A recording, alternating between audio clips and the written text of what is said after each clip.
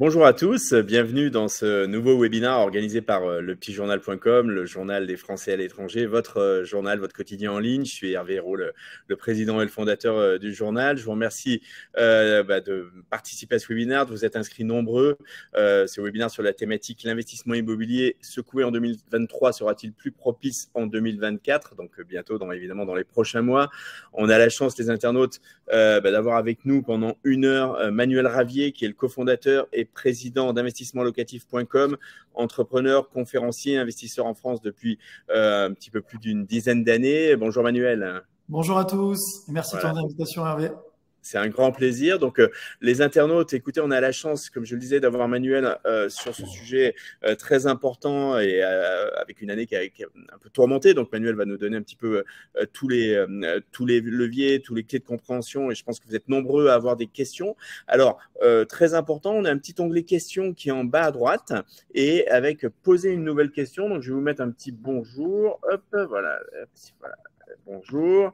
Hop, bonjour à tous. Voilà, donc vous le voyez, on va utiliser cet onglet en bas à droite comme fil de chat. Utilisez la petite cartouche, poser une nouvelle question pour poser une question. Donc, n'hésitez pas déjà à nous dire où vous êtes. Est-ce que c'est le soir pour vous en Asie? Est-ce que vous êtes levé très tôt ce matin aux États-Unis ou tôt ce matin? Est-ce que vous êtes en Afrique, en Europe? Voilà, faites-nous un petit coucou, un petit signe. Comme ça, voilà, on a Juliette qui est à Londres. Bonjour Juliette. Faites-nous un coucou, les internautes. Dites-nous où vous êtes. Ça nous fait un peu voyager. Allez, on a Frédéric à Sao Paulo, il est 8 heures. Bravo et merci Frédéric, vous êtes levé tôt, c'est cool. Donc voilà, je vous rappelle également que ce webinaire sera disponible en replay. Donc à la fin du webinaire, quelques minutes après, vous recevrez un lien qui vous permettra de consulter le replay. Donc si vous ne pouvez pas voir tout le webinaire, toute l'heure, il n'y a pas de souci, vous pourrez le voir en replay. Vous pourrez également le faire connaître évidemment à vos connaissances, amis qui ne s'étaient pas inscrits parce qu'ils ne l'avaient pas vu. Donc ils auront une session de rattrapage. Bien évidemment, pour poser ces questions, c'est maintenant, c'est en live dans l'heure qui vient. Donc on compte sur vous. Il y aura également un article dans les prochains jours sur lepetitjournal.com avec une vidéo YouTube qui vient avec l'article, qui est très facile à partager. Donc évidemment, de la même façon, bien entendu, partagez-la, faites connaître autour de vous, c'est le plus important. On va vraiment partir aujourd'hui, je vais passer la parole à Manuel pour qu'il se présente et qui présente évidemment investissementlocatif.com et un peu la thématique. Et après, on va rentrer dans le vif du sujet. Et on est vraiment là aujourd'hui, on a choisi de pas faire de présentation, pas de PowerPoint ni quoi que ce soit. L'idée, c'est vraiment de répondre à toutes vos questions. Donc, vraiment, on vous attend. Justement, attendez pas, posez bien vos questions et on va essayer de répondre à tout le monde sur tous les sujets qui vous viennent en tête concernant l'immobilier et l'investissement locatif. Allez, on a Mireille qui est à Paris, Caroline à Hong Kong, Julien à Singapour. Merci à tous, un plaisir de vous avoir avec nous, vous êtes nombreux, donc dites-nous où vous êtes et puis posez bien vos questions. Manuel, je te passe la parole en premier pour te présenter et puis nous présenter en quelques mots aussi investissementlocatif.com. Alors, je vais essayer de faire court. Moi, je suis diplômé en droit des affaires et en finance. J'ai un double diplôme. Après mes études, j'ai voulu créer une entreprise dans l'immobilier parce que j'ai toujours été passionné d'immobilier et que j'étais convaincu que c'était le meilleur levier pour développer un patrimoine. Donc, avec mon double diplôme et un associé, Michael Zonta, on a créé, il y a maintenant 12 ans, cette entreprise. Donc, on a commencé de zéro, sans aide, sans rien, sur un coin de bureau. On a commencé par de la gestion de biens. Très rapidement, on a un professeur de finance de l'EDEC Business School, qui était l'école de Michael, qui nous a demandé de l'aider à développer son patrimoine. Et c'est comme ça qu'on a eu l'idée que tout a commencé. Et de là, on a commencé à lui chasser une bonne affaire. Et bien sûr, c'est un appartement à refaire, donc on a fait les travaux de rénovation, on l'a meublé, décoré, on lui a loué, géré. Et petit à petit, par le bouche à oreille, la boîte s'est développée. On est passé de 2 à plus de 200 collaborateurs répartis dans une vingtaine de grandes villes en France. Croissance organique, c'est important. C'est un groupe qu'on détient uniquement à 2 avec Michael, mon associé. On n'a jamais fait rentrer d'investisseurs au sein du groupe, ce qui nous permet d'avoir une vision long terme, plus père de famille sur la gestion d'entreprise.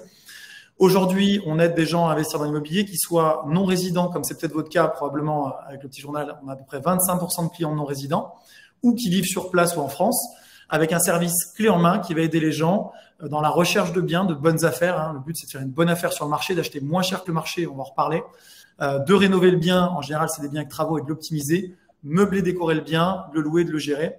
On a une approche globale de vos projets d'investissement. Donc, on va vous conseiller également pour la partie fiscalité, la partie financement. Et on intervient sur des biens qui vont du studio, avec un ticket d'entrée à 100 000 euros tout inclus, jusqu'à des immeubles entiers, jusqu'à 25 logements dans un immeuble, où on peut être sur des budgets à 2-3 millions d'euros, sur des projets plus gros pour d'autres types de clients. À titre perso, je suis investisseur immobilier aussi. C'est important de faire soi-même ce en quoi on croit. Je le dis parce que parfois, j'ai eu des gens qui vendaient du Pinel et qui venaient investir chez nous dans l'ancien parce qu'ils ne croyaient pas aux produits qu'ils vendent. Nous, on croit en ce qu'on fait. Je continue d'investir en cette période de crise. Et dernier petit élément avant de finir sur ma présentation, on est co-auteur d'un livre qu'on a appelé « Vive l'immobilier et vive la rente », un titre un petit peu provoque. Pour l'anecdote, François Hollande l'a eu dans les mains, ce livre. Il l'a vite reposé, mais il est parti avec. Je vous jure que c'est vrai. Il était rentré dans le bureau un peu par hasard. Je lui ai mis dans les mains. Il a vu, il s'est dit, je vais me faire piéger. Il l'a reposé et en partant, il m'a dit, est-ce que je peux quand même prendre votre livre? C'est quelqu'un de curieux. Je fais pas de politique ici. Vive l'immobilier, vive la rente. Je vais vous mettre le lien pour télécharger ce livre. Le lien s'affiche. C'est un test. Je teste le truc. Normalement, est-ce que vous voyez le lien? Dites-le nous dans le chat. Hop, ouais, les gens doivent pouvoir cliquer sur télécharger. Je t'avoue qu'on n'avait jamais fait, mais c'est bien. J'innove. Donc voilà. Tu as bien raison d'innover. Hop, je vais voir si je peux déplacer la fenêtre en revanche. Ah ouais, bien mieux. Donc voilà, je vais l'enlever après peut-être. Les gens peuvent cliquer sur ignorer. Je pense qu'ils peuvent après l'enlever. Ou cliquer sur lien. Et donc, je suis avant tout, pour finir la présentation, passionné d'immobilier. On aide nos clients. On investit à titre perso. Et donc voilà, je serais très heureux de répondre à vos questions. Je crois en l'immobilier, j'y crois encore plus en cette période de crise, en cette période d'inflation pour plein de raisons dont on va avoir l'occasion de reparler. Et je vais pouvoir vous apporter mes réponses de professionnels puisque nous, on est au cœur du marché. 200 collaborateurs, on chasse des biens toute la journée pour des clients, on gère des travaux pour des clients, donc tout ce qui est pratique de DPE, les nouvelles normes. On a été interrogé par Capital, je ne sais pas si Hervé, tu l'avais vu sur M6. Oui. On était passé dans Capital sur le sujet des DPE, on montrait des projets réalisés pour des clients. Donc, on est vraiment des experts en permanence. Je suis interrogé par Les Échos, Le Figaro, Moneyvox, tous les journaux qui existent. On a une vraie expertise depuis 12 ans. Et donc, si je peux répondre à vos questions aujourd'hui, je le ferai avec très grand plaisir.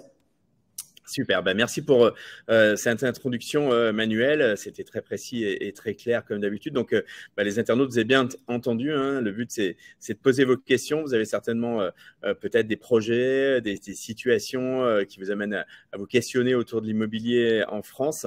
Et en plus, Manuel, on va peut-être commencer par une introduction par rapport à l'état du marché, parce que le marché en 2023 n'a pas été très porteur. C'est même, je dirais, le moins qu'on puisse dire, avec des taux élevés et des transactions en baisse.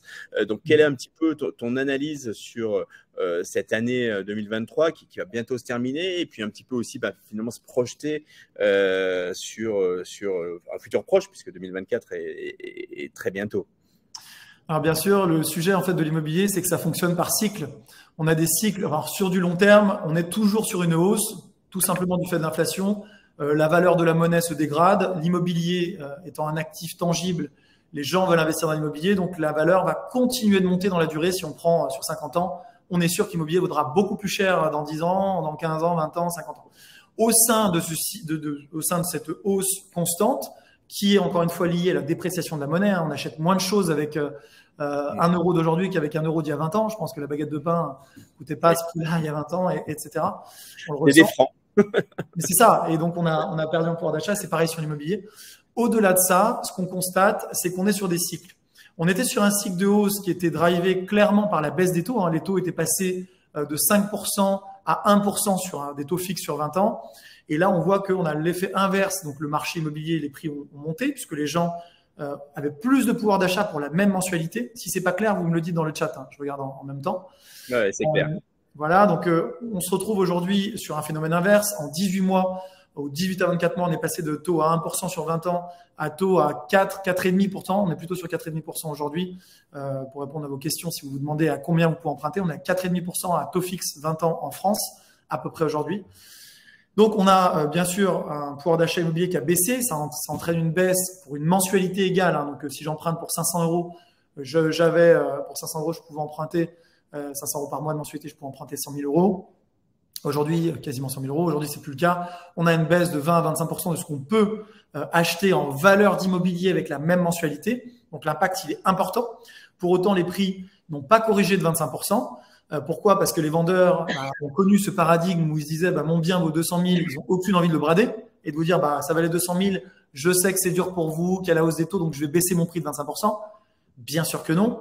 Donc, qu'est-ce qu'on constate sur le marché immobilier? On constate une situation un petit peu de blocage, c'est-à-dire que les banques ont décidé de moins prêter parce qu'elles se sont dit, peut-être qu'avec la hausse des taux, il y a plusieurs effets. Elles se sont dit peut-être qu'avec la hausse des taux, les prix vont baisser. Si les prix baissent, comme je prends une garantie sur l'actif, une hypothèque, si jamais j'ai un défaut de remboursement de certains emprunteurs, je pourrais pas vendre l'actif au même prix, donc je vais être perdant. Donc elles sont dit, là, je suis dans une situation peut-être de risque. Deuxièmement, parce qu'en France, on a des taux très bas. Quand je dis 4,5% en France, aux États-Unis, par exemple, on est sur des taux autour de 7%, sur des taux longs. Donc, on a un gap. Et ce gap, il est dû à quoi? Il est dû que en France, on a une pression d'un système de taux d'usure qui vient limiter la marge des banques. Les banques ont moins de marge, voire pas du tout, sur le prêt immobilier. Sauf que quand elles n'ont pas de marge, on va pas te forcer à travailler gratuitement. Les banques disent, OK, moi, j'ai pas de marge. Sur le prêt immobilier, c'est un produit d'appel, mais si je peux éviter de prêter et de perdre de l'argent ou de pas en gagner tout en ayant un risque à supporter, je prête pas. Et donc, elles se sont mis à limiter les prêts, ce qui a entraîné une baisse pas forcément très forte encore aujourd'hui des prix d'immobilier. Pour répondre à une première question, les prix d'immobilier baissent très légèrement, mais en tout cas, ça a entraîné une baisse peut-être plus forte du volume de transactions sur le marché. Les gens ont du mal à emprunter parce que les banques disent non, même s'ils veulent investir, que ce soit pour habiter ou pour investir dans l'immobilier. Donc, forcément, on a des refus de prêts, on a des dossiers qui se font pas. Les gens sont attentistes, ils lisent des articles sur le marché. Attention, l'immobilier va baisser. Ils disent, je veux acheter, mais peut-être que je vais différer mon projet. Et au final, on se retrouve sur un marché qui est un petit peu attentiste, avec des vendeurs qui veulent pas forcément baisser leur prix, qui vont retirer le bien du marché ou le mettre en location s'ils ont l'opportunité de le faire. Et on a un marché un peu à l'arrêt. Voilà. Donc, on est sur un marché atone en termes de volume de transactions sur le marché français. Je parle de marché français, mais globalement, c'est la même chose partout dans le monde. Il faut garder ça en tête, puisque l'impact des taux est le même, peut-être même démultiplié sur d'autres pays dans le monde. Mais en tout cas, les taux augmentent de partout. Et on se retrouve sur un marché atone avec des très légères baisses dans les grandes villes. On parle de baisse de 3%, 3 à 6% selon les quartiers de Paris pour Paris, ce qui reste relativement faible. On est toujours sur des prix très élevés. Et on parle, en revanche, de choses qui peuvent être intéressantes, qui peuvent vous redonner le sourire si vous souhaitez investir, de certains vendeurs qui malheureusement sont obligés de vendre avec des bonnes affaires à réaliser. À titre personnel, j'ai acheté avec une très grosse décote, par exemple dans le 20e récemment. Les vendeurs, c'était une succession, ils devaient vendre rapidement. Ils ont eu un premier acheteur sur un prix élevé avec un refus de prêt. Donc l'acquéreur s'est retiré après compromis parce qu'il n'a pas eu son crédit. Un second acheteur qui n'a pas eu son crédit. Je suis arrivé à ce moment-là, je leur ai dit, écoutez, moi, j'achète, mais au prix que je veux, qui est un prix très bas pour le marché actuel. En revanche, j'achète sans condition de prêt. Donc, la vente ira au bout. Voilà. J'ai fait un prêt. J'ai le droit de faire un prêt quand j'achète sans condition de prêt. Simplement, si j'avais pas eu mon prêt, j'aurais soit dû l'acheter cash, soit payer la pénalité de 10% de la valeur du bien. Ce qui fait que, je suis obligé d'aller au bout. Alors que si j'achète avec une condition de prêt, si la banque me dit non, je suis pas obligé d'acheter et j'ai pas de pénalité. Voilà, la petite subtilité.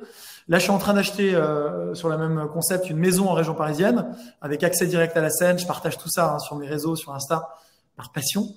Une maison qu'on va utiliser avec Michael pour nos familles en résidence secondaire. Donc là, c'est un achat plaisir qu'on voulait faire. Pareil, j'achète avec une énorme décote. L'agent m'a appelé, il m'a dit il y a un coup de fusil, mais il faut pouvoir acheter cash. Je sais que c'est votre cas.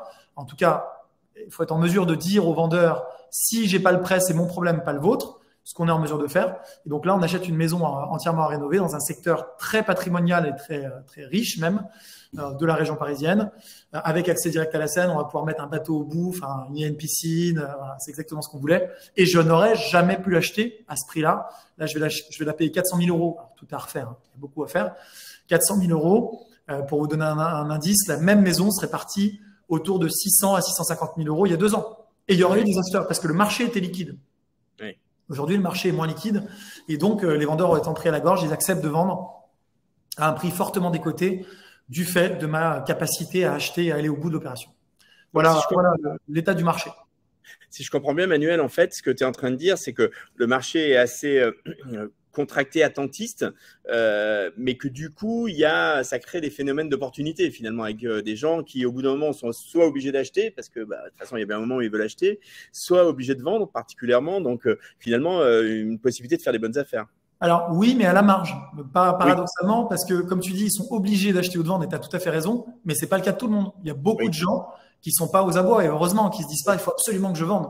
Oui. C'est souvent le cas des successions parce que quand on a une succession, donc on hérite d'un bien à plusieurs, malheureusement, l'État français va vous demander des taxes en général, donc il faut payer des taxes sur la succession. Malheureusement, beaucoup n'ont pas l'argent, donc ils avaient un parent qui avait de l'argent, peut-être du patrimoine, mais eux n'en ont pas. Donc ils sont obligés de vendre le bien pour payer la succession. Et souvent, ils s'entendent pas, donc les enfants veulent pas tous garder le bien, même si certains ont les moyens. Donc c'est compliqué. Donc on est souvent dans ce cas-là. Et là, effectivement, après des refus de prêt ou en arrivant au bout du délai lié à la succession, et ils vont avoir à payer les droits, ils sont obligés de vendre rapidement. Et là, par exemple, dans ce type de cas, vous pouvez faire une bonne affaire. C'est aussi le cas, hein, parce qu'on reparlera peut-être après des normes, des logements qui sont des passoires thermiques, donc qui vont être interdits à la location. Le vendeur doit vendre. Vous pouvez acheter, faire les travaux, et ce ne sera plus une passoire thermique. Donc là, il y a une vraie opportunité aussi du fait que vous êtes en mesure de créer de la valeur grâce aux travaux. Et c'est ce qu'on fait tous les jours pour nos clients. D'accord. Peut-être Emmanuel, avant de répondre à Emmanuel justement, est-ce que tu peux nous parler un petit peu du marché locatif, puisque finalement là on parle de faire des investissements immobiliers, mais derrière pour louer. Qu'en est-il? Parce que du coup on a vu que le marché était assez atone sur les transactions. Qu'en est-il est-ce que les loyers sont à la baisse? Est-ce que finalement on arrive à louer toujours assez facilement? Je pense qu'il y a quand même une forte demande. On dit toujours qu'il manque des logements en France. C'est ça qui est très intéressant pour l'investisseur aujourd'hui, c'est que paradoxalement, on est sur un marché qui se tend sur la location. Pour plusieurs raisons, je vais vous expliquer. Première chose, on a cet effet du DPE avec des logements qui sont des passoires thermiques. Donc en gros, pour faire très simple, pour ceux qui ne savent pas, DPE, c'est diagnostic de performance énergétique. Si vous avez une mauvaise note sur votre bien parce qu'il est mal isolé, vous n'avez plus le droit de le louer. Je résume, vous avez le droit de le louer si vous faites des travaux pour le relouer.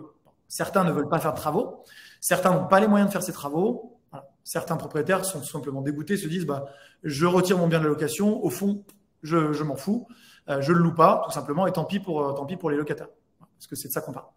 Et donc, ça va assécher l'offre sur le marché. Il y a un deuxième effet, c'est que pendant des années, les promoteurs construisaient avec le régime Pinel énormément de logements. Et là, on a un manque de logements en France, comme tu dis. Il y avait cette réponse de l'État. On vient sponsoriser du logement semi-social. Semi-social parce qu'en fait, c'est pas du logement social, c'est du logement privé où un investisseur achetait avec un avantage fiscal et il devait louer à un prix pas très élevé. Ce régime disparaît.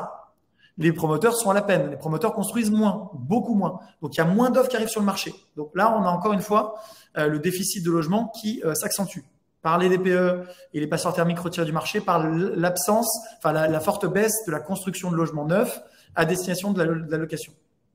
Et enfin, troisième effet, on a beaucoup de gens qui avant quittaient le marché de la location. On est dans un pays de propriétaires, pas comme en Allemagne, qui se disaient j'arrête de louer parce que finalement je jette mon argent par les fenêtres, je vais acheter. Aujourd'hui, ils ne peuvent pas acheter beaucoup parce qu'ils sont disqualifiés du marché du crédit pour les raisons que j'ai évoquées, parce que la hausse des taux, parce que voilà. Et tout ça fait qu'aujourd'hui, on a un marché de location qui est hyper tendu. Et c'est intéressant quand on est investisseur qu'on a des biens parce qu'on va louer encore plus facilement, les prix ont tendance à monter et on a des loyers qui augmentent. Alors l'État français l'a plafonné, mais la hausse de loyer de revalorisation annuelle d'IRL, donc il y a un indice où on a le droit de revaloriser un bail en cours. Donc c'est-à-dire que chaque année, même si le bail a déjà été signé, le loyer augmente, vous allez encaisser plus d'argent.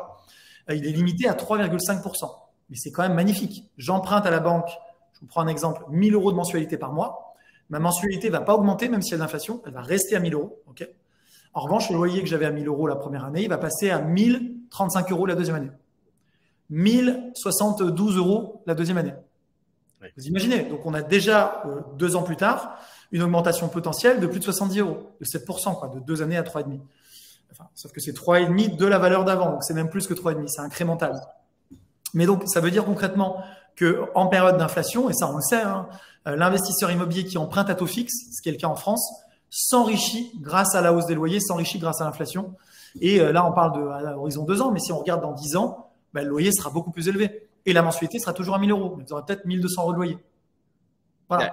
Et donc, c'est hyper intéressant. C'est hyper intéressant, surtout si vous êtes en mesure de faire 2 choses. La première chose, c'est d'emprunter à taux fixe, ce qui est le cas en France, ce qui n'est pas le cas dans tous les pays du monde. La deuxième chose, c'est d'acheter une bonne affaire. Hervé, il faut toujours acheter une bonne affaire sur le marché parce que même en période, dans toutes les périodes, on va essayer de négocier le prix, de chasser, de trouver un bien. Et c'est le job de nos équipes.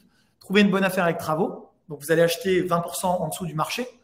Donc, vous êtes couvert d'une éventuelle baisse. vous achetez à un bon prix, vous allez avoir un loyer qui augmente. Et la troisième chose, c'est qu'aujourd'hui, je le dis à tous nos clients, et c'est ce que je pense aussi à titre perso, j'achète avec un taux à 4,5 aujourd'hui. Donc, je peux me dire, 4,5%, c'est beaucoup. C'est beaucoup, oui et non. Mes parents empruntaient à l'époque à 15%, il y a 20, 30 ans. Mais bon, c'est vrai que c'est plus qu'il y a 1% il y a 2 ans. Donc, on peut me dire, c'est beaucoup 4,5%. Je partage. Sauf que quand les taux vont repartir à la baisse d'ici 2 ans, d'ici 1 an, 2 ans, 3 ans, j'ai pas de boule de cristal, mais ils vont repartir à la baisse. Parce que l'économie en a besoin. Ils vont peut-être pas redescendre à 1%, peut-être qu'ils vont redescendre à 2%.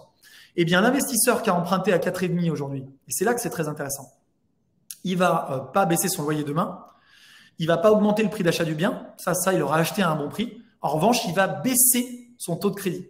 Parce qu'en France, on a le droit de le faire, et les pénalités pour le faire, de rachat anticipé, de faire racheter le crédit ou de le renégocier, elles sont encadrées à 2 trimestres d'intérêt, pas de mensualité, d'intérêt. Ce qui veut dire que je vais pas payer beaucoup et je vais faire racheter mon prêt, je vais baisser mon taux de 4,5 à 2% demain. Donc, j'aurai acheté pas cher et dans 2 ans, 3 ans, je vais me retrouver avec un taux pas cher. Donc, j'aurai gagné sur tous les tableaux. Et c'est pour ça que, pour finir là-dessus, à titre perso, plus que jamais, j'essaye d'investir. Je dis j'essaye parce qu'il faut que les banques acceptent de vous suivre. Ça, c'est le fait. Ça, Manuel, tu peux bien me confirmer, c'est une spécificité française, ces taux fixes et le fait qu'on puisse renégocier à la baisse. Et alors, ça, quelque part, c'est un gros avantage aujourd'hui, à partir du moment où on peut financer, quoi. Exactement. Les spécificités françaises sur le crédit immobilier, c'est que les taux sont très bas. On est à 7-8% aux US, au UK, sur des taux d'emprunt sur des durées longues. On est à 4,5% en France. 2, il y a beaucoup de pays qui font que du taux variable. Taux variable, c'est risqué. Là, on le voit, les Anglais souffrent beaucoup plus parce que taux variable, non seulement il y a l'inflation qui subissent de plein fouet, mais on leur dit, c'est bien, vous aviez un crédit à 1 000 € par mois, maintenant c'est plus 1 000, c'est 1 200. Sur le même bien qu'ils avaient acheté il y a longtemps. Ils avaient fait leur budget en fonction. Donc là, ils sont étranglés. C'est pas le cas en France. On est à taux fixe. Donc, 2 premiers avantages. Le troisième, c'est on a le droit de renégocier dans tous les pays du monde. Mais vous négociez avec une banque. Donc là, je vais voir ma banque et je lui dis, je voudrais renégocier mon taux. Il me dit, OK, qu'est-ce que vous me donnez en échange? Combien vous me payez? En France, l'avantage, c'est que pour les particuliers, la renégociation est encadrée et la pénalité est limitée par la loi à 2 trimestres d'intérêt. Et ça, effectivement, c'est une spécificité française où on a tendance à beaucoup protéger le consommateur face aux banques, ce qui n'est pas du tout le cas aux US. Aux US, la banque, sans méchanceté, la banque, voilà, c'est JP Morgan, c'est des banques qui sont des mastodontes et qui sont des vautours, encore une fois, sans porter de jugement. C'est le capitalisme, mais du coup, vous n'êtes pas en position de force pour renégocier. Voilà, donc ça fait beaucoup d'avantages sur le front du crédit, en tout cas pour la France. Maintenant, la France, les banques françaises, vont demander aux expats entre 35 et 40% de contrepartie, qui va être un mix entre de l'apport et du placement que vous allez placer sur des actions et ils vont prendre un nantissement dessus. Donc voilà, vous avez les conditions globales, 35 à 40% d'apport minimum sur le projet. Il faut pouvoir mobiliser cette somme. Et il faut vous dire que vous allez avoir un taux à 4,5% sur 20 ans. Voilà. Ça, c'est les 2 grosses conditions. À partir de là, on peut vous aider, vous accompagner. Il ne faut pas hésiter à prendre un rendez-vous. Je vais faire apparaître pour la seconde fois un bouton de prise de rendez-vous si vous souhaitez en parler plus avec mon équipe. Vous pouvez prendre un rendez-vous gratuit. Maintenant que je maîtrise cette fonctionnalité, Hervé, j'en profite. Ouais, je vois, mais tu as bien raison, c'est parfait. Donc, on pourra parler plus en détail. Et de toute façon, les internautes, vous allez recevoir également un email avec toutes les coordonnées de Manuel, des équipes d'investissement locatif. Donc, évidemment, si vous voulez avoir, au-delà de ce webinaire, plus d'informations ou surtout prendre contact, ça sera très facile, bien entendu, et très rapide. Allez, on va démarrer avec les premières questions des internautes, Manuel, si tu le veux bien. J'ai une question de Frédéric qui demande « Le marché immobilier de luxe en France est-il porteur et quelles sont les tendances pour 2024 ?»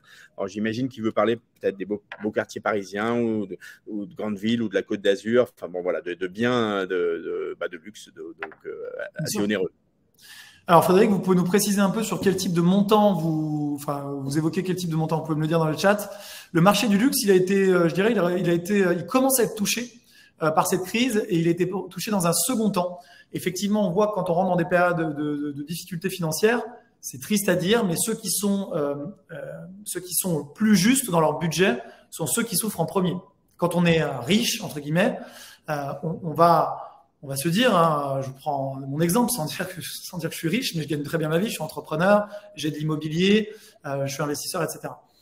Quand je vais à l'hôtel, avant je payais un bel hôtel, je dis n'importe quoi, 400 € la chambre la nuit, c'était énorme pour beaucoup de Français. D'autres de mes amis qui ont plus de moyens que moi vont dans des chambres à 1 000 € la nuit. Aujourd'hui, cette même chambre qui était à 400 €, je vais la payer 800. Alors oui, ça va me faire mal. Je vous confirme que quand, je vais vous prendre un exemple très concret, j'allais à l'Intercontinental de Marseille, pour ceux qui connaissent, hein, l'ancien hôtel Dieu. Je payais 250 € la nuit, il y a 6 ans. J'allais pour le travail, hein, je payais 250 € la nuit. J'ai voulu y aller en mai, je vous jure que le prix qu'on m'a annoncé, c'était 850 € la nuit.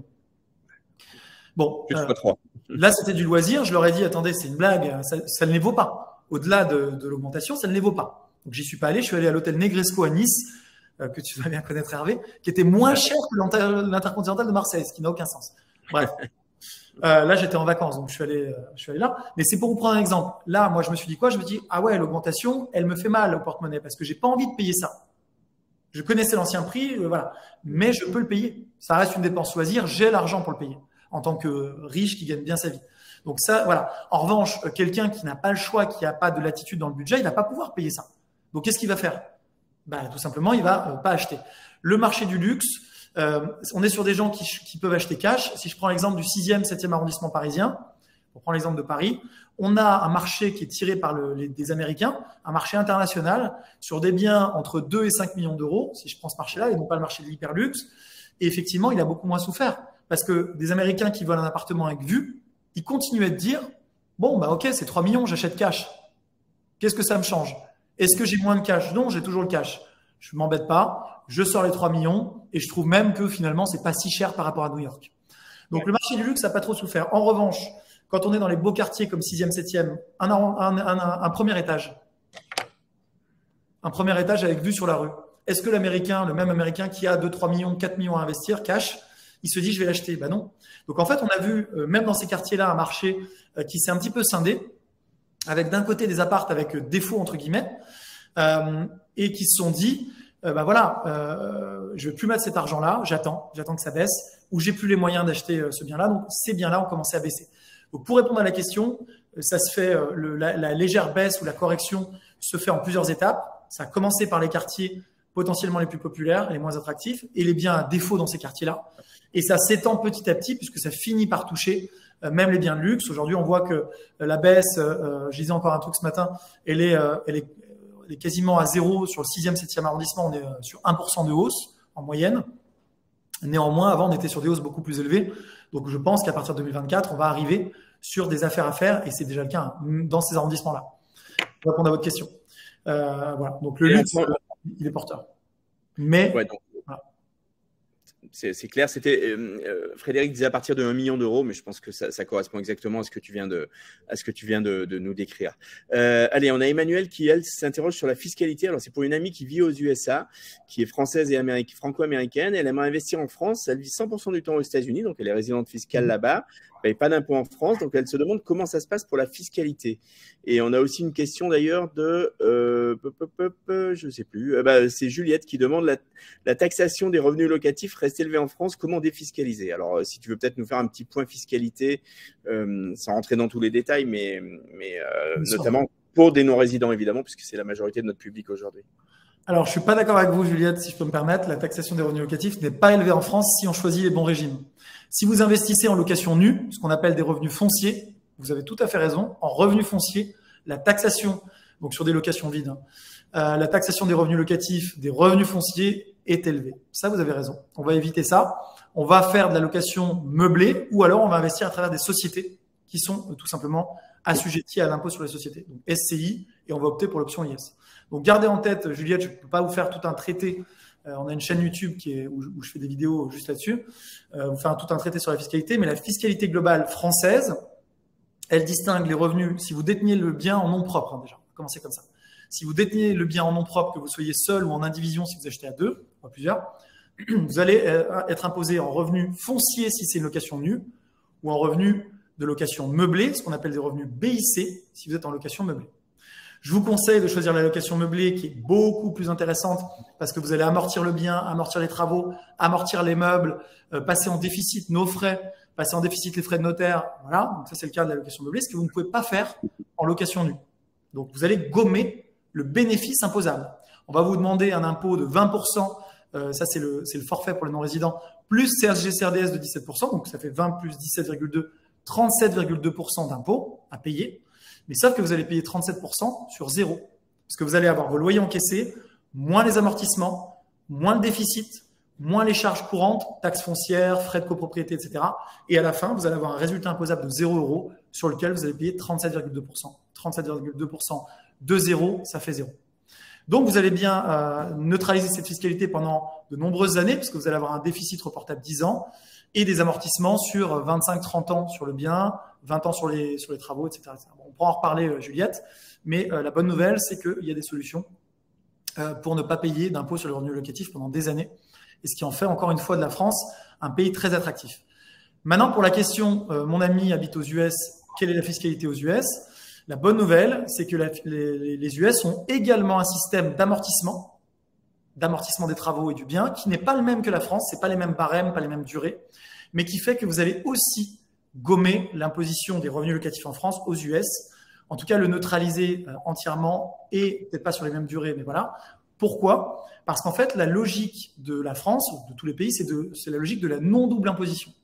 Oui. Vous allez payer l'impôt d'abord dans le pays qui est la France, et ensuite, le pays dans lequel vous vivez, si c'est par exemple les US, va vous dire, OK, qu'est-ce que vous avez payé en France? Je ne vais pas vous faire payer une deuxième fois pour le même bien. Voilà.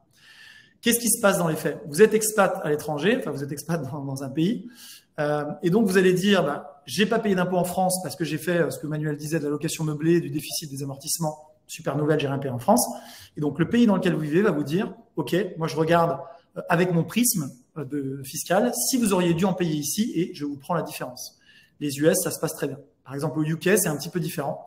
Au UK, on va payer plus d'impôts, même beaucoup, parce que le régime UK n'est pas favorable à la location. Donc, ce que font nos clients au UK en général, ils vont créer une SCI-LIS qui va faire du profit en France. Et tant qu'ils récupèrent pas l'argent, ils seront pas taxés dessus. Voilà. Je pense que j'ai à peu près résumé. Après, ça dépend des pays dans le monde, mais j'ai répondu en tout cas pour le cas US et pour le cas UK. En tous les cas, il est important de se renseigner sur les conventions fiscales en fonction d'où on est résident fiscal. Ça, c'est un point clé.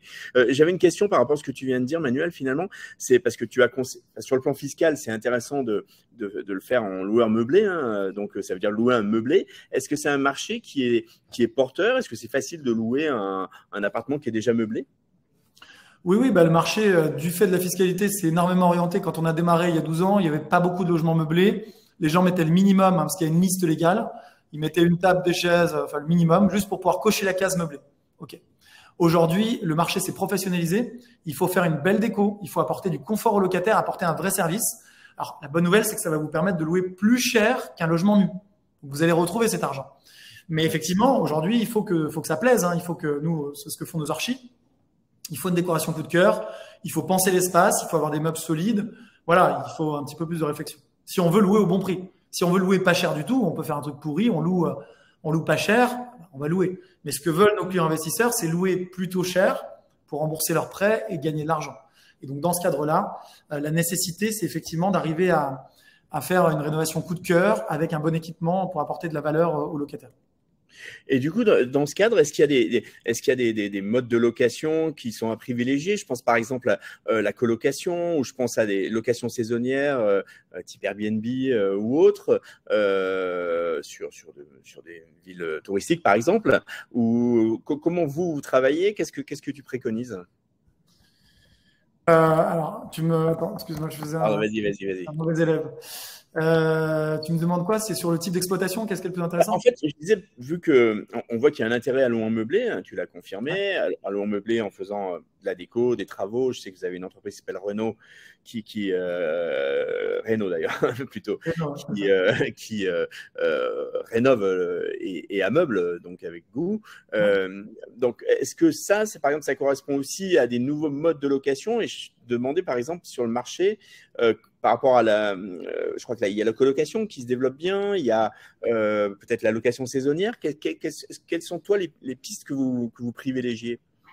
Alors, ce qui marche bien à la base, c'est la location meublée à l'année. Donc, c'est un bail d'un an qui se renouvelle tacitement. Le locataire reste, ça va être un public d'étudiants, de jeunes actifs.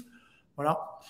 Après, on peut faire des colocations sur des appartements plus grands. Ça marche très, très bien. Par exemple, à Marseille, on a fait beaucoup de colocations. On va avoir 4 chambres. Ça va doper le rendement. On va pouvoir avoir une enveloppe plus intéressante, hein, faire un projet à 250 000 € sur une colocation à Marseille.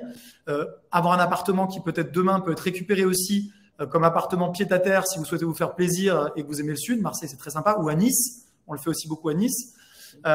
Ensuite, on va voir, si c'est des plus gros budgets, on peut faire du co-living. Donc là, un immeuble destiné à une espèce de colocation de luxe avec des espaces partagés. Et enfin, on peut faire des immeubles de rapport, qui est un produit qui marche très bien. C'est un immeuble dans lequel vous avez entre 3 et 30 logements. Et là, c'est dans l'immeuble, on va avoir des unités rentables, T2, colocation, studio. On va avoir un mix dans l'immeuble. On va refaire les parties communes. Vous êtes chez vous. Et là, vous avez tout l'immeuble, en fait. Et on va pas payer de syndic, du coup, ça c'est intéressant. On va pouvoir prendre les décisions dans l'immeuble sans demander l'autorisation. On pourra peut-être demain revendre par lot. Si je me dis, je veux vendre juste 2 apparts dans l'immeuble, je peux. C'est hyper intéressant, on va avoir un bon rendement. Et on démarre sur des immeubles à partir, selon les villes, à Paris, entre 4 et 500 000 euros en région parisienne, tout inclus. Achat, travaux, ameublement pour un bien rénové, meublé, frais de notaire, honoraires, tout inclus. Voilà. Donc, on peut aussi faire de la location saisonnière, mais attention, la location saisonnière est très encadrée en France. On peut pas faire ce qu'on veut. À Paris, c'est interdit, sauf si vous avez un local commercial sur lequel vous avez eu l'autorisation de la mairie, ce qui est très compliqué. C'est encadré partout, en fait, dans toutes les grandes villes. Donc, on peut étudier si vous avez un projet là-dessus. On aura un meilleur rendement, mais il faut bien valider que vous n'avez pas de problème juridique parce que les amendes peuvent être très élevées à Paris. L'amende, si vous respectez pas la loi, c'est 50 000 euros par logement. Donc, ça pique. Je rebondis juste, Hervé, tu évoquais notre boîte d'archi. Donc, on a lancé, je vais quand même en parler, on a lancé Reno. Donc, le site, c'est www.reno.fr. Reno.fr, c'est facile. Et en fait, avec Reno, pourquoi j'en parle, on fait aussi des résidences principales, des résidences secondaires. Donc, qui sont pas des projets d'invest. Donc là, c'est vraiment la boîte Archi qui nous appartient aussi à 100%. Et on fait beaucoup de projets pour des expats qui ont un pied-à-terre en France, qui ont déjà un appart en France, qu'ils n'ont pas rénové ou qui voulaient rénover, qui veulent rénover pour le mettre en location ou pour revenir en pied-à-terre. On fait vraiment des trucs super. Là, on a un très beau chantier qui démarre au Vézinay-le-Pec en région parisienne avec des gens qui vivent entre Londres et la France, qui ont acheté une maison, qui veulent entièrement nous faire rénover. On a plus d'1 million d'euros de travaux sur cette maison. Ils veulent des prestations de luxe, il y a des ouvertures de fenêtres, c'est un peu complexe. Donc, on fait vraiment tout, du petit chantier jusqu'au chantier de résidence principale. On peut aller jusqu'à des prestations de luxe. On a une super équipe. Il ne faut pas hésiter à nous solliciter. Je vais vous mettre le lien là aussi pour prendre un rendez-vous si vous avez un projet de rénovation. Donc, rénovation énergétique, rénovation de résidence secondaire, résidence principale ou locative que vous avez déjà là-dessus. Si vous avez déjà le bien que vous êtes en train d'acheter, prenez rendez-vous, vous ferez votre idée, ça vous engage à rien. On a une très très bonne équipe là-dessus sur Reno et on fait des beaux projets. Voilà, donc non, sur les modes d'exploitation, je dirais que tout est globalement possible. Chaque mode a ses avantages, ses inconvénients. Il faut simplement respecter la législation sur le Airbnb, qui est de plus en plus encadrée, et pas tout baser là-dessus. Parce que si vous basez sur un hypothétique revenu Airbnb et que la mairie se met à l'interdire, ça devient compliqué. Ok, allez, les internautes, il nous reste une grosse vingtaine de minutes, donc continuez à poser vos questions. On va essayer de répondre à tout le monde. On a encore des questions sur la taxation. Donc, Marie demande si tu connais le système de taxe sur le revenu quand on est non résident, alors irlandais, j'imagine qu'elle est résidente fiscale irlandaise et non résidente en France. Et il y a également une question autour de l'IFI, donc l'impôt sur la fortune immobilière, qui demande Alexandre est non déductible partout, c'est-à-dire peu importe où on réside et qu'on soit, même si on n'est pas résident fiscal en France. Est-ce que tu peux nous parler peut-être de l'IFI justement parce que ça c'est un point important? Ouais. Alors l'IFI, effectivement, c'est un impôt sur la fortune immobilière qui déjà se calcule après déduction des prêts en cours. Donc il y a des choses à retrancher. Donc on parle d'une valeur nette, donc la valeur de votre patrimoine net sur la partie immobilière. Moi, ce que je conseille déjà pour essayer d'éviter l'IFI au maximum, c'est que en fait, ce que veut l'État français, c'est que vous soyez mobile sur votre patrimoine.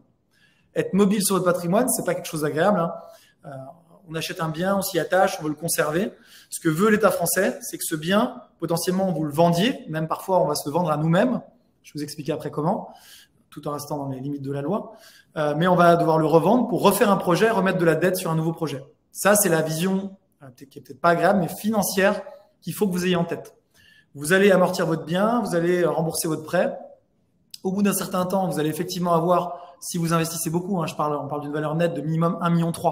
Et l'IFI, quand on a entre 1,3 million et 2 millions, n'est pas très élevé par rapport à d'autres pays dans le monde, encore une fois. Les autres pays dans le monde ne pourront pas vous faire payer l'IFI, sauf que quand vous êtes aux US, par exemple, parce que j'ai découvert ça, vous êtes propriétaire aux États-Unis, vous avez la property tax, l'équivalent d'une taxe foncière, mais qui peut être débile. C'est-à-dire que dans certains États, si vous êtes propriétaire à Houston, ça monte à 4% de la valeur du bien. Ah oui, c'est énorme. Chaque année, vous devez payer 4% de la valeur de votre bien. Et je parlais, là, je vais animer une conférence, d'ailleurs, avec une agent immobilier qui est à Santa Barbara, qui a fait appel à moi parce qu'elle a l'aide des Français qui sont là-bas. Je vais l'animer début novembre, je crois. Et elle me disait qu'à Santa Barbara, en fait, ça bloque le marché parce que la property tax n'est pas la même selon les États. Et en Californie, c'est basé sur la valeur d'achat du bien. Donc, des gens qui ont acheté un bien qui valait 500 000 quand ils l'ont acheté, ils payent la property tax sur 500 000. Sauf que des gens qui l'ont acheté il y a 30 ans, maintenant, le bien vaut 1,5 million. S'ils vendent 1,5 million pour acheter 1,5 million, ils se retrouvent à payer la property tax de, je crois que c'est 3%. Non plus sur 500 000, mais sur 1,5 million. Ils ne peuvent même pas, en fait. Donc, ça bloque le marché. Ils ne peuvent même pas revendre. S'ils revendent, ils se retrouvent avec une explosion de leur property tax alors qu'ils ont la même valeur d'immobilier. Voilà. Bon, bref. Donc, quand on parle des fois d'IFI, qu'on dit, oh, la France, c'est beaucoup d'impôts. Imaginez, il y a l'IFI. Regardez ce qui se passe ailleurs. Parce que la taxe foncière en France, c'est pas du tout 3% de la valeur du bien. Pas du tout. Donc, voilà, on a quand même des atouts en France. Et parfois, on a l'impression qu'on paye beaucoup d'impôts. Et c'est le cas sur plein de choses. Mais dans d'autres pays, c'est pire. Voilà. C'était une petite aparté. Donc, l'IFI, il faut réfléchir en valeur nette, essayer d'être mobile, donc de soit revendre à une société qui vous appartient pour remettre de la dette, refinancer, prendre le cash issu de la vente que vous avez récupéré à titre perso, vous allez le réinvestir en bourse ou dans l'immobilier ou dans ce que vous voulez avec un effet de levier. Et de l'autre côté, vous avez remis de la dette sur le bien immobilier et vous gardez la main dessus. Ou alors revendre le bien et réinvestir dans un autre bien. Si maintenant vous avez des biens que vous voulez pas vendre et qui sont déjà payés, bah, effectivement, après, il faut échanger avec le notaire, mais c'est plus le notaire qui pourra étudier votre patrimoine, vous conseiller sur de la transmission, du démembrement. Il y a des choses à faire. Il y a des choses à faire pour essayer de limiter l'IFI ou l'éviter. Gardez aussi en tête qu'il y a des décotes qui s'appliquent sur la prise en compte de la valeur de votre bien pour calculer l'IFI. Je ne sais pas si vous l'avez fait, je ne sais plus qui avait posé la question. Et la décote, c'est si le bien est loué, il y a une décote. Si le bien est détenu à plusieurs ou en SCI, il y a une décote. Ce qui fait qu'un bien qui vaut en vérité 1 million, il ne va pas valoir 1 million dans la base imposable. Vous allez pouvoir appliquer une décote, l'administration fiscale l'admet, liée au fait qu'il est détenu à plusieurs, liée au fait qu'il est loué, alors, en restant dans des limites acceptables et en faisant ça avec un expert comptable pour être bordé ou avec votre notaire pour être bordé en cas de contrôle fiscal, tout simplement. Très bien, allez, il nous reste un gros quart d'heure, donc on va prendre d'autres questions. On a Laurent qui demande comment emprunter en France lorsqu'on est non-résident. Et Alexandre également, qui pose sa question en anglais, qui dit lui, il n'est pas français, il n'est pas résident français. Et il dit les banques françaises ne sont pas préparées pour accepter n'importe quel financement aujourd'hui. Quelle est votre view experience? Donc, tu en as parlé un tout petit peu tout à l'heure, mais je pense que c'est un vrai point clé. C'est comment est-ce qu'on peut se financer pour acheter un bien en France aujourd'hui? Ouais, vous avez tout à fait raison, Alexandre. Aujourd'hui, c'est compliqué d'emprunter en France. Il faut nous contacter. On vous mettra en relation avec les bons partenaires pour vous aider au maximum. C'est pas moi qui vais vous faire le prêt. Et les banques sont compliquées. Néanmoins, on trouve des solutions. Donc, n'hésitez pas à nous solliciter. Ça vous engage encore une fois à rien. On étudie ensemble. On vous met en relation avec les bonnes personnes et on vous accompagne de A à Z. Voilà. Donc, n'hésitez pas à nous solliciter. Chaque situation est différente. Donc, j'ai du mal à vous dire votre expérience. En fait, ils se sont trompés. Enfin, il faudrait qu'on en parle plus en détail. Mais on peut le faire avec grand plaisir. Investissement-locatif.com et vous prenez rendez-vous, réservez un rendez-vous et on va vous aider. Alors, est-ce que tu veux répondre à Juliette qui dit, parce que tu as préconisé la mobilité du patrimoine, alors elle dit oui, mais qu'en est-il des plus-values, des frais de notaire? Parce que ça a un coût. Comment est-ce qu'on amortit ça finalement? Ouais, il y a des frottements fiscaux. Vous avez raison, Juliette. Je ne vais pas vous dire qu'il n'y en a pas. Quand on achète en location meublée, on va avoir, si on est au régime loueur meublé non professionnel, on va avoir un régime très favorable parce qu'on amortit le bien et quand on revend, il n'y a pas de déduction des amortissements sur le prix d'achat, un peu technique.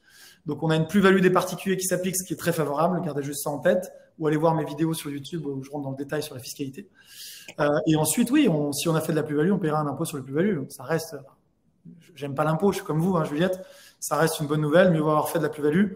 Et non, il n'y a pas zéro impôt sur la plus-value, il n'y a pas de solution, sauf si vous vous remettez en résidence principale dedans, si vous revenez en France et que vous le revendez à ce moment-là, là, vous ne payerez pas d'impôt sur la plus-value de revente. Sinon, si vous réalisez de la plus-value, vous en payerez. Mais encore une fois, mieux vaut en payer. Je n'ai pas répondu tout à l'heure à Marie, je m'excuse Marie. Savez-vous le système de taxe sur les revenus de location pour un non-résident irlandais? Non, Marie, il faudrait regarder avec un comptable local si le régime est aligné sur le régime anglais. Mais je ne suis pas sûr parce que l'Irlande a parfois des spécificités très intéressantes sur la fiscalité. ça vaut le coup de demander à un comptable irlandais. Je suis désolé de ne pas pouvoir vous répondre sur ce point plus précisément. Je voulais aborder un point, Manuel. Je crois que pour l'instant, on a répondu à toutes les questions. Posez bien vos questions, les internautes. Hein. On a encore un gros quart d'heure, donc n'hésitez pas, soyez pas timides, c'est le moment. Je vous rappelle quand même que ce webinaire sera disponible en replay, mais voilà, vous avez encore le temps de poser des questions.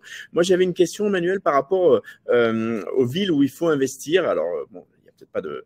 je dirais, il y a peut-être pas de martingale, mais toi qui connais très bien le marché, je crois aussi que vous êtes présent dans je ne sais plus combien de villes en France. Ça, c'est quelque chose que tu vas nous expliquer. Est-ce que tu vois quand même qu'il y a certaines villes qui sont plus attractives que d'autres et que tu recommanderais plus facilement aujourd'hui par rapport à certains investisseurs? Déjà, souvent l'immobilier, les gens viennent nous voir et enfin, il y a deux cas. Il y a le cas où le client nous dit, moi voilà, je suis originaire de Nice, où j'allais souvent en vacances à Nice, j'aime cette ville, je veux investir à Nice. Nice, Paris, Rennes, Vannes, ce que vous voulez. Ensuite, il y a l'investisseur qui nous dit, moi, Manuel, peu importe, c'est un placement financier, ce que je veux, c'est par exemple du rendement et du patrimoine sans risque. Qu'est-ce que tu me conseilles? On va avoir une approche comme ça lors du rendez-vous. Je vais vous remettre le call. Encore une fois, pour ceux qui vont en replay, vous pouvez prendre rendez-vous sur le site investissement-locatif.com et vous réservez un rendez-vous gratuit, sans engagement, avec mon équipe et on ira plus dans le détail. Mais sur les villes où investir, moi, les villes que j'aime bien, mais là, c'est plus du personnel et j'ai peut-être pas la situation de quelqu'un qui démarre. Quand j'ai démarré dans l'immobilier, par exemple, et c'est ce que je vous conseille de faire, quand vous démarrez en votre carrière, que vous avez pas forcément énormément d'épargne, vous démarrez votre vie professionnelle ou votre vie d'investisseur, allez plus vers des zones à renta. Allez chercher du rendement. Et plus vous avez de moyens, plus vous allez aller vers des zones confort patrimonial, aussi pour vous faire plaisir, on va pas se mentir. Globalement, c'est cette logique-là. Après, parfois, j'ai quelqu'un qui a beaucoup d'argent qui me dit je veux du rendement. Et c'est son choix. Mais la logique, elle est celle-là. On commence par du rendement. Plus on s'enrichit et plus on va se recentrer vers des zones plus patrimoniales où on aura moins de rendement, mais on aura plus de plaisir et peut-être qu'on a moins besoin de rendement aussi. Voilà un peu le conseil. Donc, sur les zones, moi, que j'aime bien et qui fonctionnent très bien aujourd'hui, on a la Côte d'Azur où on fait des super projets. On a la Bretagne où là, on peut aller sur Brest pour du rendement ou sur Vannes pour du patrimoine. On fait des super projets à Vannes pour ceux qui connaissent. C'est un marché hyper intéressant. Dans le sud, on fait Nice, Marseille. Marseille, c'est une ville qui est géniale. On peut encore avoir du rendement et qui s'est énormément boboisé, si on peut dire, gentrifié avec l'arrivée de Parisiens. Il y a des quartiers entiers qui ont changé, des petites boutiques bio qui ont ouvertes, des boutiques d'habits qui coûtent assez cher. Enfin, voilà, c'est devenu bobo dans le bon sens du terme dans beaucoup de quartiers. Donc, c'est une ville que j'aime beaucoup. La ville se rénove. Après, il y a les quartiers nord, mais on vous emmènera jamais dans les quartiers nord. Vous n'irez pas. Vous allez me dire, oui, il y a eu un règlement de compte dans le quartier nord. Ok, bah à Paris aussi, il y a probablement eu au fin fond de la Seine-Saint-Denis, dans une cité dangereuse, un mec qui s'est fait agresser cette nuit. Bon, c'est triste, mais est-ce que ça me touche? Moi qui habite dans Paris, non. Donc voilà, gardez en tête que Marseille est une super ville pour investir selon moi. Quand on maîtrise la ville, encore une fois, et c'est le cas de nos équipes, on va à Toulon et où Toulon fait aussi des projets en Airbnb. Très très bonne ville, la ville qui a le plus augmenté au prix au mètre carré sur la dernière année, c'est Toulon, en France. Là, on fait des super projets à Toulon aussi. Et en Airbnb, on est présent dans le Nord, on fait des super projets à Lille et en périphérie lilloise. On sait qu'on a souvent des clients qui ont été étudiants à Lille, qui connaissent la qualité de cette ville. C'est une ville où il n'y a pas énormément de soleil, enfin il pleut beaucoup plutôt, mais pour autant c'est une ville qui a une vraie vie culturelle, une vraie vie nocturne. Les gens sont agréables, donc c'est une ville où les gens aiment investir avec nous. On est présent et moi je suis originaire de Savoie. On travaille sur Grenoble par exemple, on travaille sur Lyon, on travaille sur Saint-Étienne. Saint-Étienne, c'est une ville qui a beaucoup changé. C'est un marché de report du marché lyonnais où on fait des projets avec du rendement, on reste dans l'hypercentre et on fait des choses. Globalement, voilà, j'en oublie probablement beaucoup. J'ai même pas parlé de Paris, de la région parisienne. J'adore Paris. Je vais encore faire un projet à Paris et je suis en train de faire un projet en région parisienne. On peut faire des choses. On est présent sur Melun. J'ai 5 immeubles à titre personnel à Melun et dans les alentours. Donc j'y crois. À Melun, le marché de la location, on le maîtrise parfaitement. On a beaucoup fait investir nos clients. On fait des super choses à Melun et dans les alentours, dans le 77. Marché de la location très tendu avec des entreprises, même des écoles. On est à 40 minutes de Paris en transport. Enfin, c'est fabuleux avec des prix à 3 000 € le mètre à l'achat.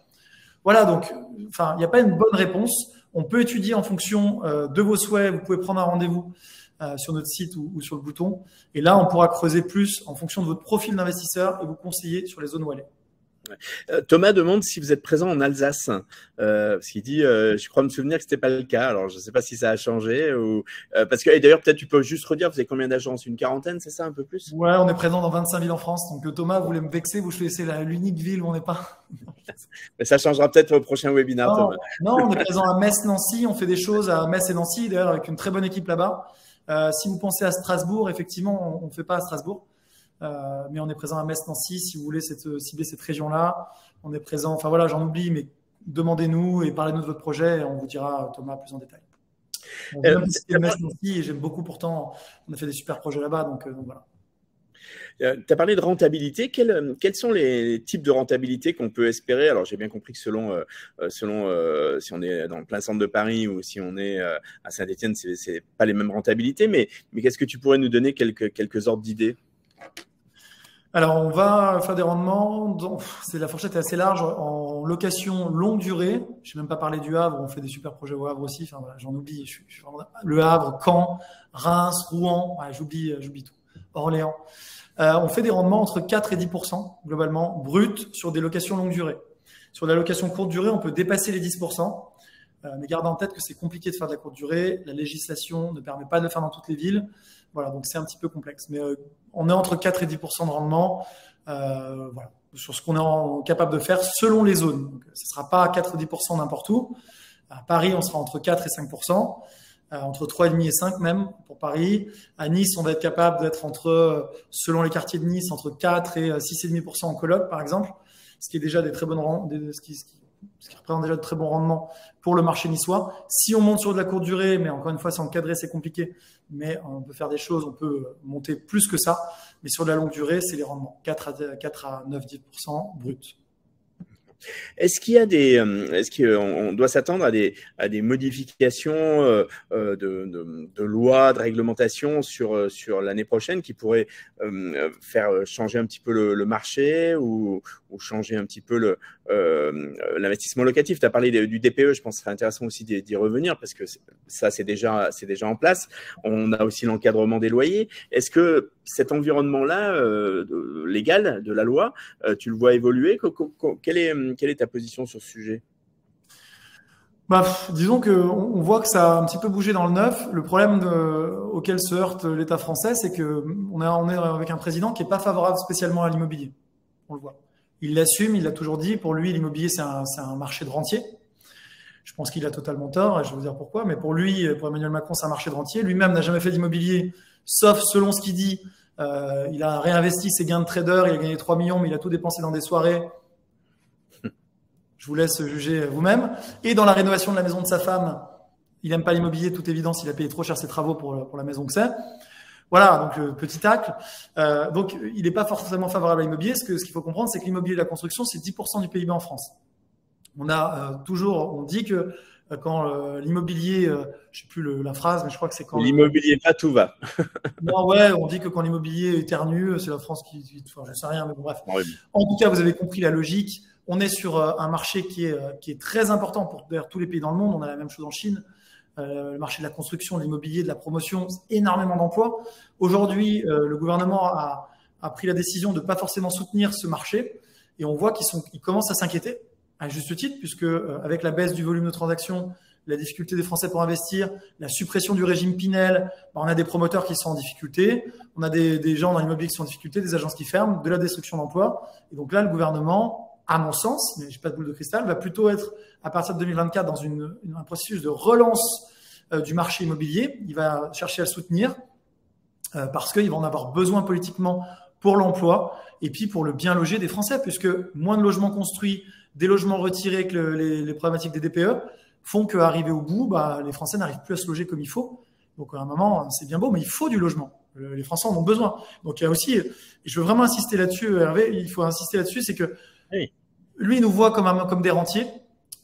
Beaucoup de gens, c'est très français, hein, cette jalousie envers ceux qui possèdent, ceux qui ont de l'argent, etc. Bon, je rentre pas dans ce détail, mais en réalité, pour moi, c'est tout l'inverse. Un investisseur immobilier, il a un rôle à jouer. Il va ramener sur le marché un logement décent. Il va créer de l'offre de logement sur un logement qui était vétuste. Le logement que je rénove dans le 20e, il était dans un état pitoyable. On rénove entièrement pour le mettre en location. On crée de la valeur, on crée de l'offre, on aide des gens à se loger. On le fait pas gratuitement, mais il y a un vrai rôle social de la part des investisseurs qui doivent être, selon moi, fiers d'eux. Donc, c'est ce qu'on veut pour nos clients. Moi, je suis fier de ce que je fais dans l'immobilier, même si je gagne de l'argent.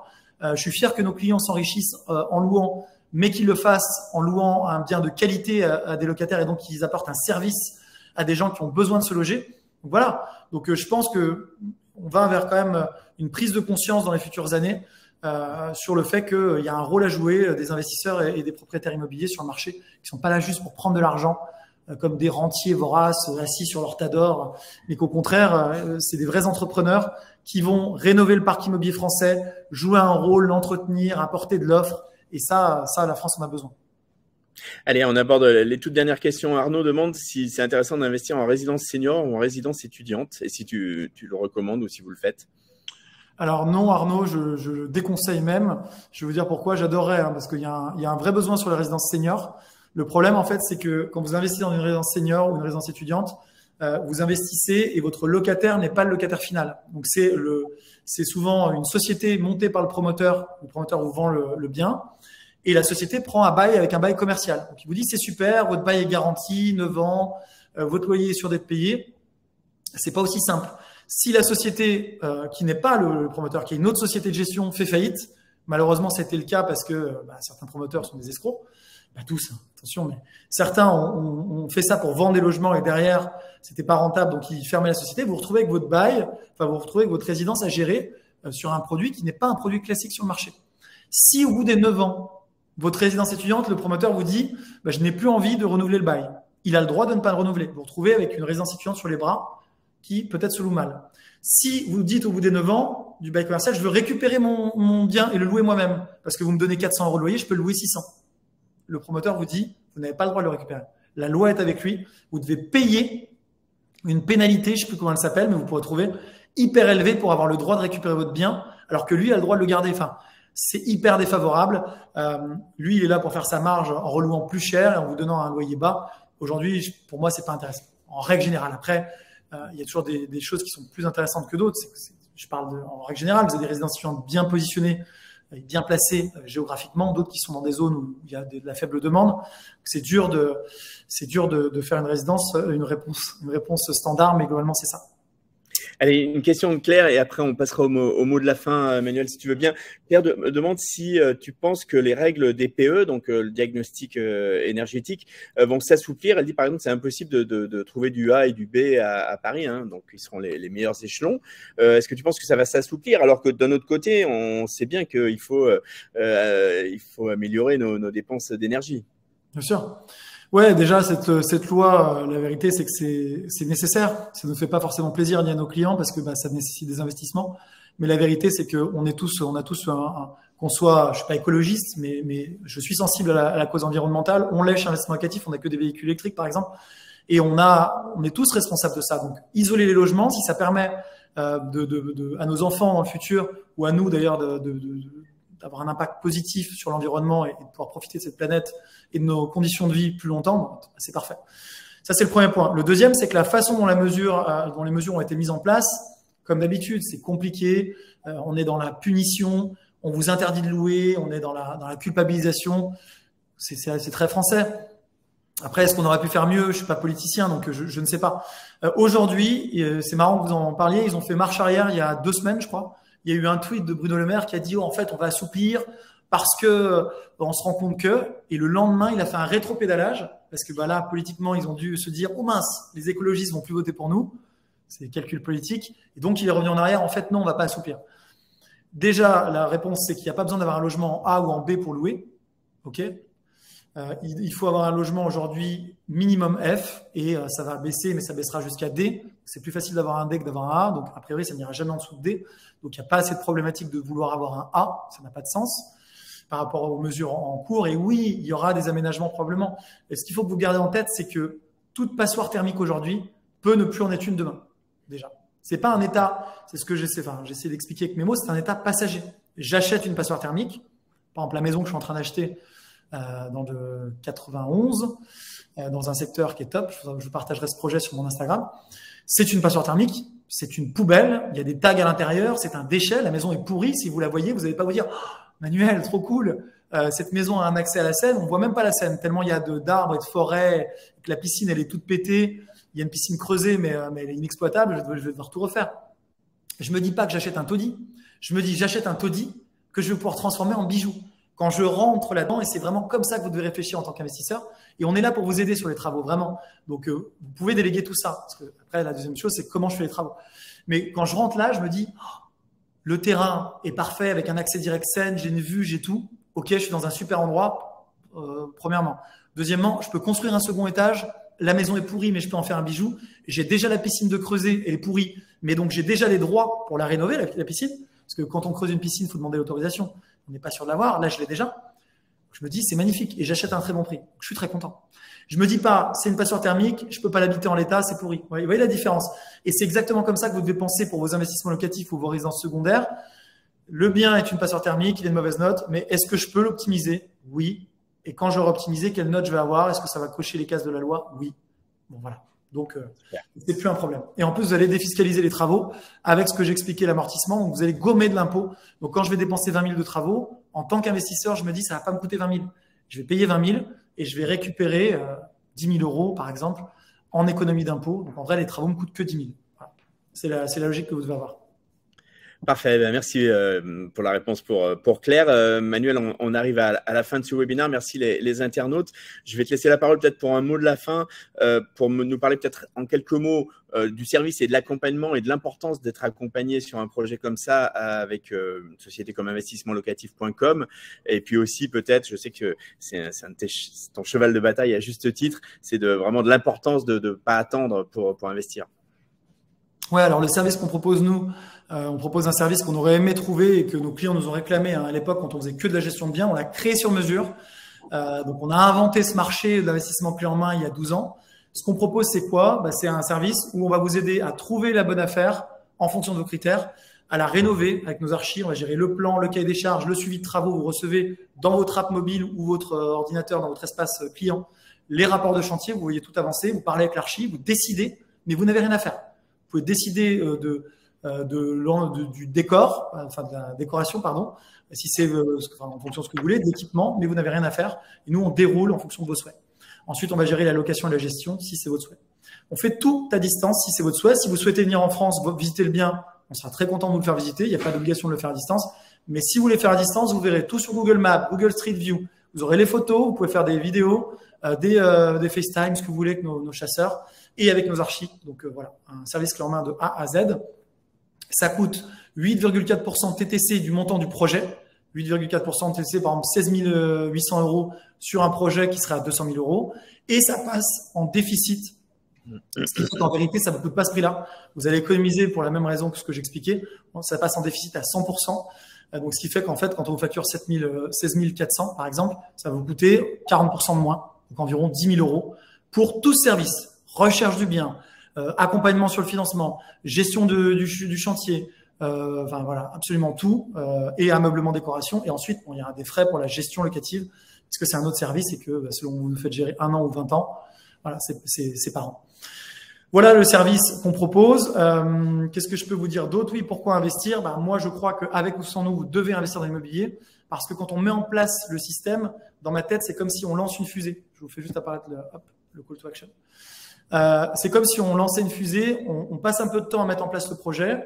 Nous, on va travailler sur votre projet. Ça va prendre quelques mois. Ça va prendre en général entre 6 et 9 mois, parce qu'il y a des délais incompressibles de recherche de financement, des délais notariés, des délais de travaux. Sauf qu'après, chaque mois qui passe, vous remboursez une traite de crédit et vous encaissez un loyer. Donc voilà. Et ça, il y a un côté magique. Au bout d'1 an, 2 ans, 3 ans, 10 ans, quel que soit le moment où vous souhaitez revendre ou pas, vous allez vous enrichir, votre patrimoine va augmenter sans effort. Je le redis, c'est important, sans effort, sans que vous soyez obligé de vous lever le matin pour aller travailler comme vous le faites dans votre travail, même si vous adorez votre travail. Là, c'est automatique. Et le but, pour moi, pour vous, c'est que vous ayez envie de lancer un second projet, un troisième, et que vous utilisiez tout ce que vous pouvez utiliser dans votre capacité d'endettement. Voilà, moi, j'y crois. Faites-le pour vous. Même si vous ne le faites pas avec nous, vous le faites tout seul. J'ai fait investir mes sœurs, mes cousines, mes amis. J'essaie d'évangéliser au maximum partout parce que j'y crois et parce que je sais que quand on se reparle dans 5 ans, dans 10 ans, dans 20 ans, c'est pas la même chose. Vous aurez des biens et ils seront remboursés en grande partie ou en totalité. Et là, vous me direz, Manuel, merci, parce que si j'avais pas suivi cette conférence, si j'étais pas passé à l'action, il y a 10 ans, il y a 20 ans, j'aurais pas ces centaines de milliers d'euros de patrimoine pour moi, pour ma retraite, pour mes enfants. Et ça fait une grosse différence. Voilà. Et on a des clients à nous qui ont investi avec nous et qui possèdent plus de 30, 40, 50 lots. Qui ont commencé il y a 7 ans et qui ont acheté d'abord des appartes, après des immeubles, parce que quand la confiance est là et qu'on se rend compte que ça marche, on a envie de recommencer. Voilà mon petit pitch, mais faites-le vraiment. Je suis avec ou sans nous, je le redis, ce qui compte, c'est d'investir et de protéger son futur. Voilà. Parfait. Merci beaucoup, Manuel. Manuel Ravier, cofondateur, président d'investissementlocatif.com. Vous étiez nombreux sur cette thématique de l'immobilier. Vous avez posé beaucoup de questions. Manuel a répondu à toutes. Vous recevrez dans quelques instants un email avec le lien du replay. Donc, vous pourrez le voir en replay. Vous recevrez également une petite information d'investissementlocatif.com. Donc, vous pourrez facilement prendre un rendez-vous, entrer en contact. Et puis, il y aura un article dans le petitjournal.com également dans les prochains jours. Je vous remercie à tous les internautes. Je vous dis à très bientôt. Je vous souhaite une bonne soirée, une bonne journée selon où vous êtes. Puis je vous dis à très bientôt pour un autre webinaire. Merci Manuel, à très bientôt. Merci au revoir. À tous. À bientôt.